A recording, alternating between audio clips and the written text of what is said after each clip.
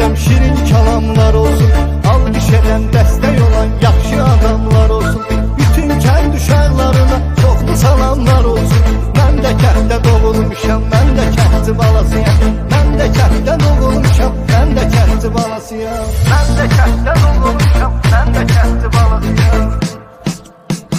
Hər təmizli ünvanımız, təmiz ünvanım mənim. Dilə baxdı doğma diyar, doğma məkanım mənim. Sənə qurban, can verə qanım mənim. Məmləkətdə doğulmuşam, mən də kəndçi balasıyam. Mən də kənddə doğulmuşam, mən də kəndçi balasıyam.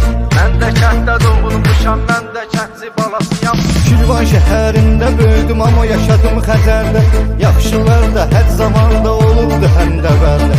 Nə olsun ki 20 il yaşamışam mən şəhərdə. Yağlı vətdə doğulmuşam, mən də kəndçi balasıyam. Yağlı vətdə doğulmuşam, mən də kəndçi balasıyam. Mən də kənddə doğulmuşam, mən də kəndçi balasıyam. Mən sözümlə qoymuşam iz, bir izim var həyatda. Yaşamışam təmiz adımla, düz sözüm var həyatda. Bir sifətim var həyatda, bir üzüm var həyatda. Bir sifətdə doğulmuşam, mən də kəndçi balasıyam. Bir sifətdə doğulmuşam, mən də kəndçi balasıyam. Mən də kənddə doğulmuşam, mən də kəndçi balasıyam. Mən də kənddə doğulmuşam, mən də kəndçi balasıyam.